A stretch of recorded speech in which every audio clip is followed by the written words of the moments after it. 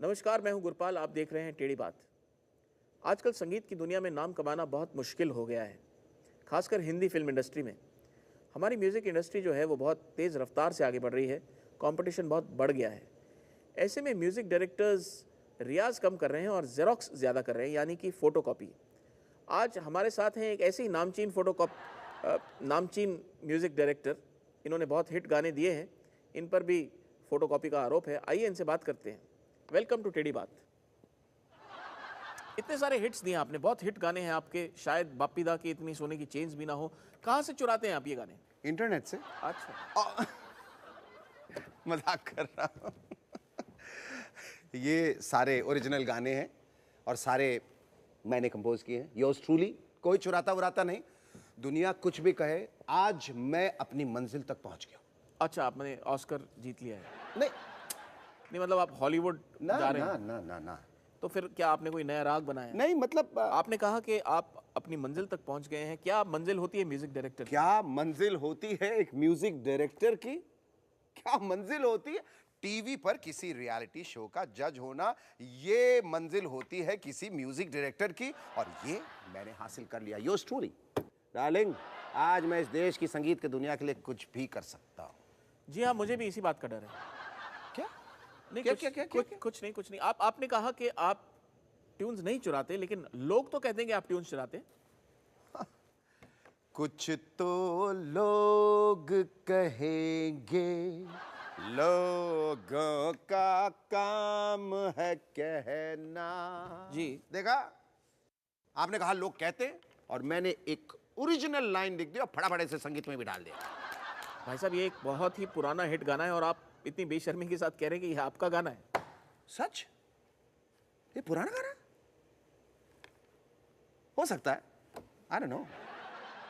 वैसे पायरेसी इतनी बढ़ गई है आजकल की, कॉपी की हुई चीज ओरिजिनल से पहले निकल आती, तो हो सकता है इस मामले में भी कुछ ऐसा ही चक्कर होगा। वैसे ये गाना मेरा अपना है, कोई बात नहीं। एक नई धुन सुनाता हूं। शाखान, ये है बात का इशारा। शाखान, ये गाना भी मैंने सुना हुआ है। क्या? Are you serious? जी हाँ, जी हाँ। It is shocking. ये आपके डैडी का पायरेसी का धंधा तो नहीं है ना? ओरिजिनलिटी की तो देश में कोई कदर ही नहीं। So much of piracy. इसलिए मैं आजकल हमेशा अपने हाथ अपने पॉकेट में रखता हूं और अगर कोई नई धुन होती है तो पॉकेट के अंदर ही बजा लेता हूं। एयरपोर्ट पर तो किसी ओरिजिनल धुन की सीटी भी नहीं बजाता मैं। कहाँ जाकर बजाते हैं फिर? अगर बहुत जोर से आती तो फिर सीट के नीचे लेट जाता हूं और वहां पर सीटी बजाता हूं। कहने का मतलब, आजकल कॉपिंग बहुत होती है और एक संगीतकार को हर वक्त होशियार रहना चाहिए। यानी आप कहना चाहते हैं कि सारी दुनिया जो है आपकी ओरिजिनल धुनों के पीछे लगी हुई है। कहाँ से प्रेरणा मिलती है आपको इन ओरिजिनल धुनों के लिए? जनाब, प्रेरणा ही प्रेरणा है। हम तो डकार में से भी धुन बना देते। सागा और इस देश में तो आप सवेरे खिड़की खोलिए तो ऐसी अलग अलग आवाजें सुनाई देती हैं, माशाअल्लाह के क्या कहें, क्योंकि शहर की हलचल शुरू हो जाती। आज तक सिर्फ एक जगह है जहां मैं धुन नहीं बना पाया और वो है सरकारी ऑफिस। जी, वो क्यों? क्योंकि वहां पर कुछ नहीं हिलता। आप जोक्स भी कॉपी करते हैं। आप प्रेरणा के बारे में कुछ कह रहे थे। प्रेरणा के बारे में एक बहुत ही दिलचस्प किस्सा सुनाता हूं। 2 हफ्ते पहले शहर में मेरी कॉन्सर्ट थी और कॉन्सर्ट के बाद मैं कुछ लोगों के आगे दौड़ा। आगे दौड़ रहे थे, लेकिन क्यों? क्योंकि वो मेरे पीछे दौड़ रहे थे। जी, लेकिन क्यों? मतलब पहले दौड़ना शुरू किसने किया? नहीं, उस दिन मैंने किया था। वैसे दौड़ना अक्सर मैं ही पहले शुरू करता हूं, लेकिन खैर उस बात को छोड़ी। नहीं नहीं, कहीं ऐसा तो नहीं था कि उन्होंने आपकी कोई ओरिजिनल धुन सुन ली हो, पसंद नहीं आई हो और इसलिए वो आपके पीछे लग गए हो? बिल्कुल ठीक कहा आपने, लेकिन लोगों की पसंद अपनी अपनी होती है और कुछ लोग इस मामले में जाहिल। उस दिन मैंने अपना नया ओरिजिनल हिट चहका मैं चहका मैं चहका उन्हें सुनाया और बिल्कुल गाने के बाद दौड़ चुरी हुई और फिर किसी ने पत्थर फेंका। पत्थर क्यों फेंका? होगा वहां का कोई रिवाज, लोगों के अलग अलग और अजीब से रिवाज होते हैं।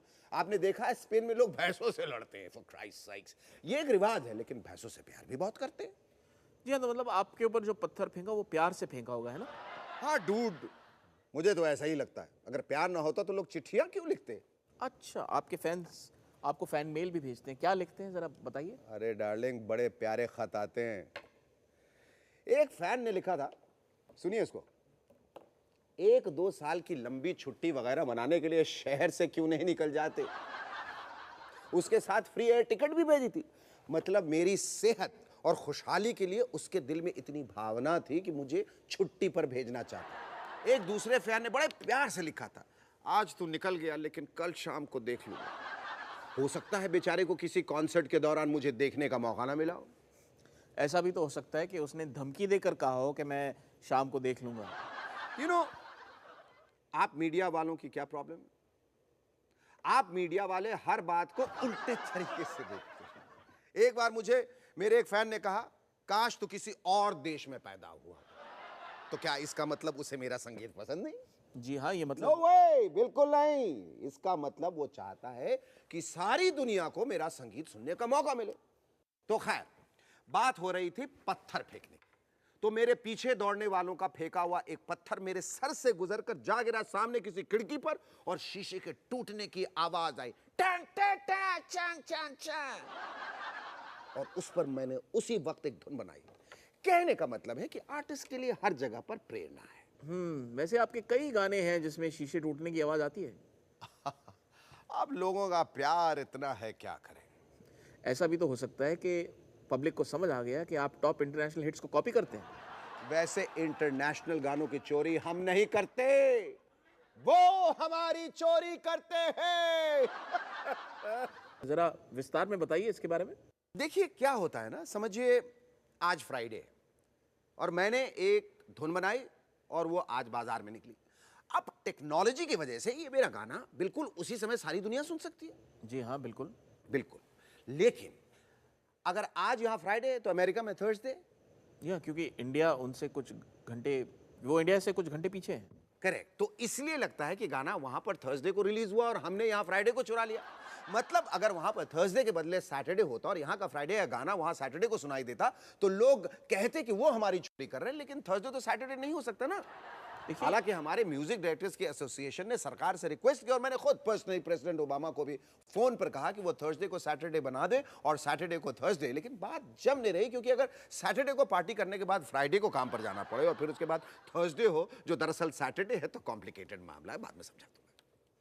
जी हाँ, मतलब प्रेसिडेंट ओबामा से आपने बात की थर्सडे को फ्राइडे, फ्राइडे को सैटरडे, ये मैं एकदम नई बात सुन रहा हूँ। मुझसे काफी नई नई बातें सुनने को मिलेगी जनाब। जी हाँ, लेकिन कोई नई धुन सुनने को नहीं मिलेगी। एक सवाल पूछता हूँ, आप कॉपी करना बंद कब करेंगे? जिस तरह आप इस सवाल को पकड़े हुए हैं, इस तरह तो धर्म जी ने भी हेमा जी को शोले में नहीं पकड़ा था। पहले तो आप ये चोरी, कॉपी जैसे शब्द इस्तेमाल न करें डार्लिंग। देखिए, मेरी रिक्वेस्ट है, आप प्लीज़ मुझे ये डार्लिंग वार्लिंग मत बोलिए। ओके डार्लिंग, डार्लिंग नहीं कहूंगा। अच्छा, मैं अगर कॉपी ना कहूँ तो क्या कहूँ? इंस्पिरेशन कहूँ? इंस्पिरेशन, बहुत खूब, इंस्पिरेशन, प्रेरणा, इंटरनेशनल प्रेरणा, अंतरराष्ट्रीय प्रेरणा, ये सही शब्द है। आपके काफ़ी सारे गाने फॉरेन हिट से इंस्पायर्ड लगते हैं। जी, अब जैसे मैंने आपको समझाया, हमारे काफी सारे गाने वो उठाते हैं, तो जाहिर है हम भी उनके गानों से इंस्पायर होने में कोई कसर नहीं छोड़ते। लेकिन सही गानों से इंस्पायर होना ये भी एक कला है। यानी कि कौन सा गाना कॉपी करना चाहिए और कौन सा नहीं करना चाहिए, म्यूजिक डायरेक्टर को इसकी पहचान होनी चाहिए, ये कहना चाह रहे हैं आप? बिल्कुल, वरना प्रेरित होने का क्या फायदा, फिर तो ओरिजिनल ही बना लीजिए। हाँ, पहचान होनी चाहिए, मतलब गाने के हिट होने से पहले से ही एक अच्छा संगीतकार सूंघ लेता है कि ये गाना हिट होगा और उससे इंस्पिरेशन पाता है, और जो पहले इंस्पायर होता है समझिए गाना उसका। वैसे पहले इंस्पायर होना ये भी एक गुण माना जा सकता है। उसके लिए सुर और ताल की पहचान होनी चाहिए, पब्लिक के नब्ज की पकड़ होनी चाहिए और अच्छे जॉगिंग शूज होने चाहिए ताकि स्टूडियो तक दौड़कर उसे औरों से पहले रिकॉर्ड कर ले। और इसके बावजूद सेम धुन पर 3-4 गाने एक साथ निकल आते हैं। इसलिए मैंने म्यूजिक डायरेक्टर एसोसिएशन से दरख्वास्त की थी कि एक रजिस्टर में हर म्यूजिक डायरेक्टर एंट्री करके लिखे कि मैं फला गाने से फला दिन को फला टाइम पर इंस्पायर हुआ था, और उसे बनाने का हक सिर्फ उसे दिया जाए जो पहले इंस्पायर हुआ था। उन्होंने मेरी बात मान ली। वाह, म्यूजिक इंडस्ट्री की तरफ से एक बहुत ही ओरिजिनल आइडिया दिया है आपने। अच्छा, एक बात बताइए, इतने सारे गाने कॉपी होते हैं, जब ये कॉपी करने वाले म्यूजिक डायरेक्टर्स अपने फिल्मी दुनिया के प्रोड्यूसर्स, डायरेक्टर्स, एक्टर्स का सामना करते हैं, तो फिर उनको शर्म नहीं आती क्या? बिल्कुल नहीं, कोई शर्म नहीं आती, क्योंकि हमारे प्रोड्यूसर डायरेक्टर्स भी सब कॉपी करते हैं। मेरा मतलब है प्रेरणा पाते हैं। Excuse me, A R Rahman एक ऐसे संगीतकार हैं जो औरों से प्रेरणा नहीं लेते और आज उनके पास ऑस्कर है। आपको कैसा लगा जब उनको ऑस्कर मिला? मुझे बहुत खुशी हुई जब उन्हें ऑस्कर मिला। वैसे आप तो जानते होंगे कि ऑस्कर वाले पहले मेरे पास आए थे, लेकिन अनफॉर्चुनेटली उस वक्त मैं बाथरूम में था और उनसे मिल नहीं पाया, और जब तक निकला वो चले गए। अच्छा, आपको इस बात का दुख नहीं है कि रहमान साहब के शोकेस में ऑस्कर है और आपके शोकेस में नहीं है? लेकिन कुछ दिनों में मेरे शोकेस में भी ऑस्कर होगा। अच्छा, वो कैसे? मेरा एक दोस्त बहुत ही बेहतरीन शिल्पकार है और मैंने उसे कहा है कि मेरे लिए एक ऑस्कर बना दे यार। मतलब यहाँ पर भी copy? The word is Prerna darling. Brother, सुना है कि आपकी पूरी फैमिली म्यूजिक इंडस्ट्री से सालों से जुड़ी हुई है। मतलब किस घराने के हैं आप? आपने तालीम कौन से घराने से पाई है? इसका क्या मतलब हुआ? डमरू घराने से डम्बो। डमरू? डमरू ये पहले कभी नहीं सुना मैंने। और फिर कभी सुनेंगे भी नहीं। क्या क्या कहा? नहीं, कुछ नहीं, कुछ नहीं, छोड़िए ना इस बात को। डमरू घराना? अच्छा, अब मुझे याद आया, आपके दादा परदादा डमरू बजाकर बंदरों को नचाते थे। किसने कहा आपसे? मैंने ये पढ़ा हुआ है। इसमें शर्माने की कोई बात नहीं है। देखिए, बंदर को नचाना बहुत मुश्किल काम होता है। सनी देओल को नचाने से कम मुश्किल है, पर हाँ मुश्किल है। देखिए, जहां तक मुझे याद आ रहा है, आपके दादा ने काफी नाम भी कमाया था। दादाजी ने नहीं, वैसे उनका बंदर काफी फेमस हो गया था। मॉन्टी नाम था उसका। टार्जन पर एक फिल्म बनी थी और उस फिल्म में हमारा मॉन्टी टार्जन के साथ दिखाई दिया, और इसी वजह से दादाजी भी फिल्म में इन्वॉल्व हो गए। लेकिन फिल्म के बाद हमारी फैमिली को जोर का धक्का लगा, क्योंकि हीरोइन उनके साथ भाग गई।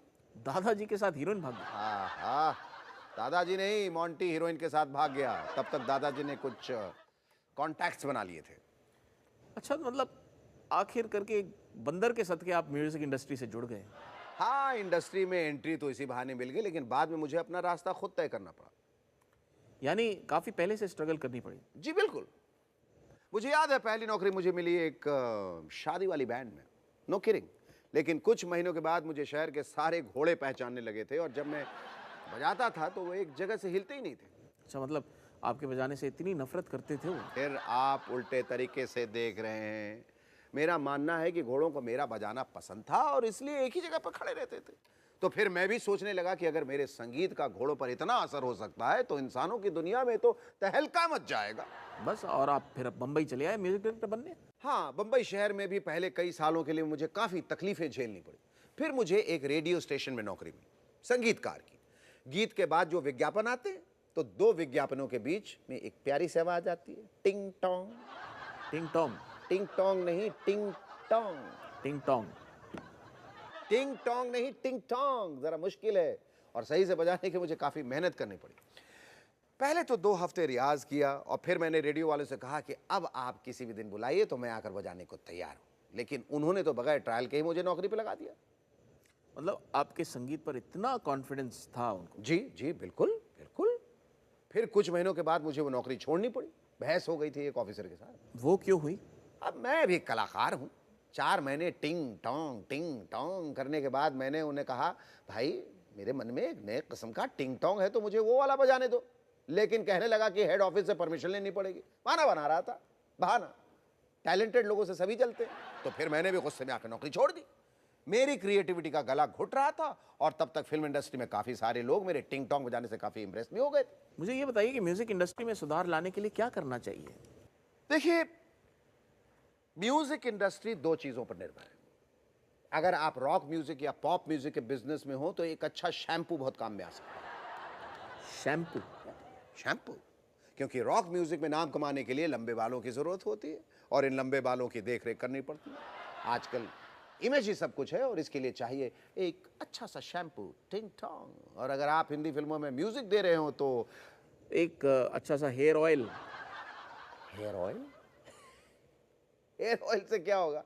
लगता है म्यूजिक के बारे में आपको कोई जानकारी नहीं।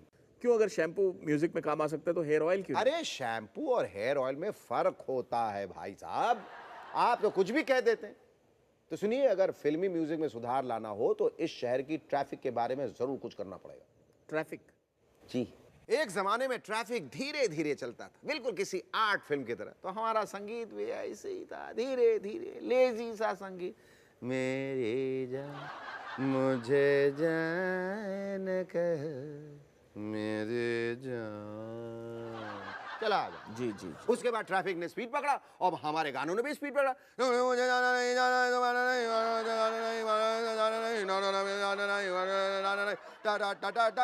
जी जी, मैं समझ गया। लेकिन आजकल ट्रैफिक आगे नहीं बढ़ता, इसलिए हमारा म्यूजिक भी जैसे एक ही जगह पे खड़ा हो गया।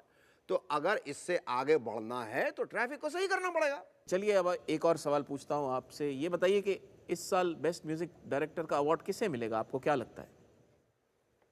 भाई मुझे तो और कोई दिखाई नहीं दे रहा।